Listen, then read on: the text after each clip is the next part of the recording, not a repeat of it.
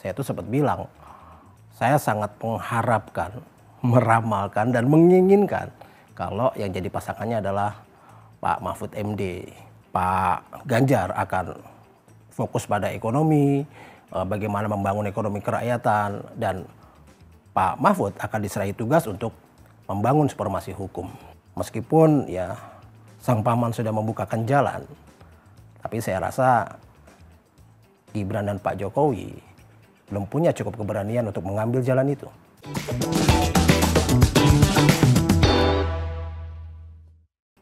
Halo guys, jumpa lagi di Open Your Mind.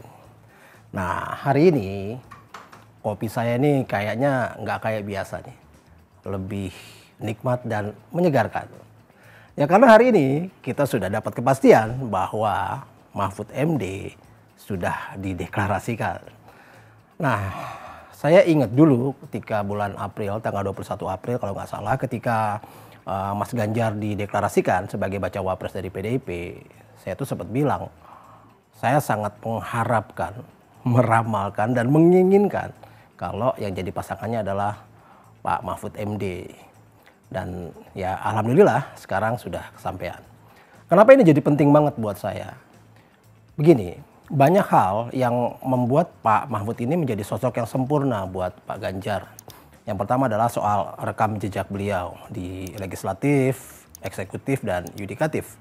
Kita semua tahu sejak tahun 1999 Pak Mahfud sudah menjadi anggota DPR, lalu menjadi Menteri Pertahanan, lalu menjadi ya Menko Polhukam, dan pernah menjadi Ketua MK. Nah, saat ini masalah yang paling besar yang dihadapi oleh negara kita ya memang dua, yaitu ekonomi dan hukum.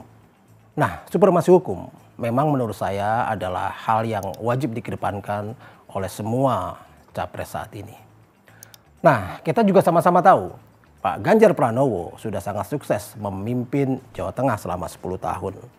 Nah, kalau kita lihat skop bekerjanya gubernur, kepala daerah ini kan ya sebagai skala kecil dari negara. Karena kan SKPD-nya, perangkat-perangkat daerahnya ini sudah hampir menyerupai bentuk sebuah negara.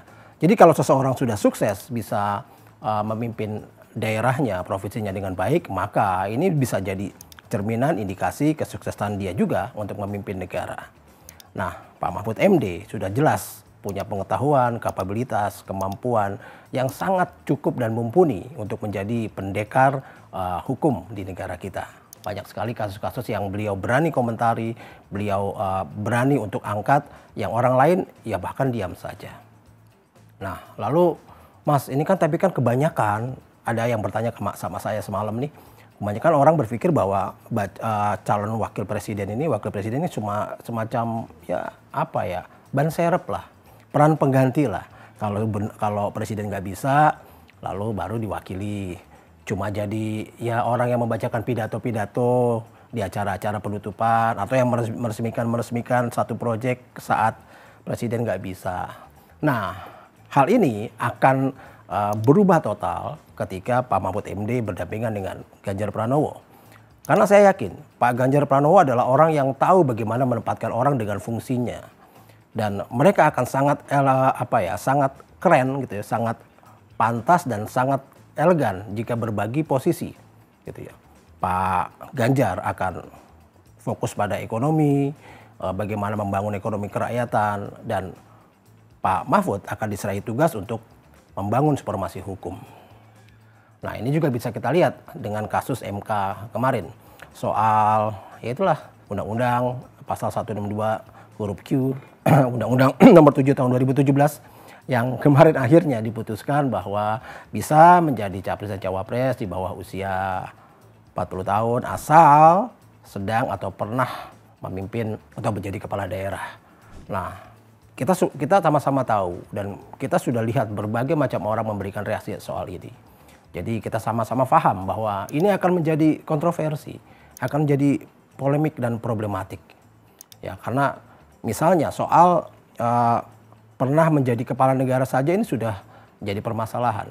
Karena dari lima hakim yang setuju, 3 orang mengatakan bahwa ya termasuk kabupaten kota. Tapi yang 2 mengatakan bahwa harusnya cukup gubernur saja. Karena memang gubernur lah yang akan menjadi cerminan bagaimana seseorang memimpin negara. Ya, seperti yang saya bilang di awal tadi, soal perangkat kerjanya dan sebagainya, ya memang sudah menjadi skala kecil sebuah negara. Jadi memang harus punya pengalaman jadi seorang gubernur. Nah, dari ini saja kita bisa melihat banyak sekali kemungkinan-kemungkinan konflik yang terjadi. Misalnya soal, kan kemarin ini kita lihat ada 3 jenis ya. 3 jenis tuntutan gugatan. Yang pertama adalah memang masalah umurnya, seperti yang diminta sama PSI, ya harus di bawah 40 tahun, meminta jadi 35. Lalu yang frase yang kedua adalah frase soal pernah menjadi penyelenggara negara, dan ini juga ditolak. Yang pertama ditolak, kedua ditolak, dan yang ketiga yang itu tadi, bahwa pernah menjadi atau sedang memimpin provinsi atau kabupaten kota. Nah, aneh kan kalau di antara ketiga ini sebenarnya kan nuansanya sama. Ya, tapi kenapa yang pertama kedua ditolak dan yang ketiga dikabulkan? Kan ini juga akan jadi peluang konflik yang lebih dalam lagi ke depan.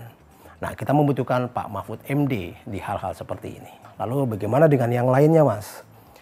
Nah, calon-calon yang lain, ya pasangan yang lain kita sudah tahu lah, Anies Baswedan dan Caimin. Tentunya mereka sangat menikmati apa yang terjadi saat ini. Isu soal politik dinasti Jokowi ini semakin terangkat ke permukaan, dan saya rasa ini ya semacam keuntungan buat mereka, semacam blessing in disguise, bahwa ada berkah yang tersembunyi di situ.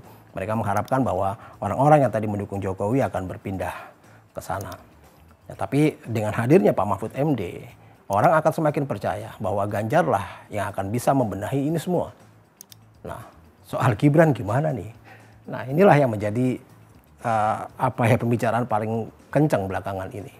Apakah Gibran akan mengambil kesempatan ini, kesempatan yang dibukakan untuknya jelas-jelas, atau dia akan berhitung lebih dalam lagi? Saya rasa memang tidak otomatis sih.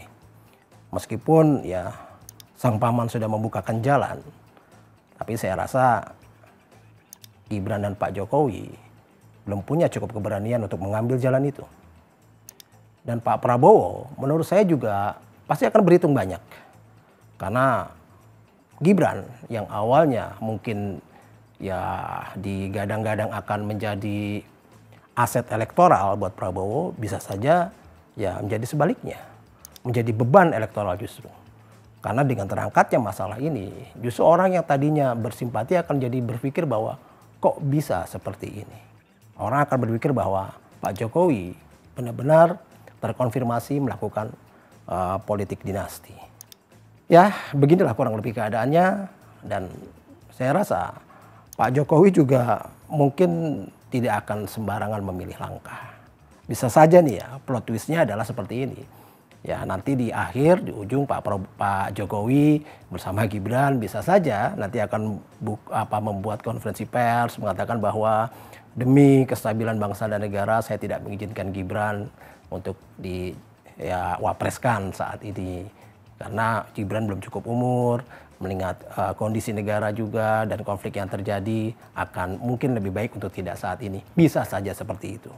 Tapi ya bisa juga Pak Jokowi mengambil resiko ya dengan segala macam hal yang terjadi dan tetap memajukan Gibran sebagai cawapresnya Prabowo. Salam and open your mind.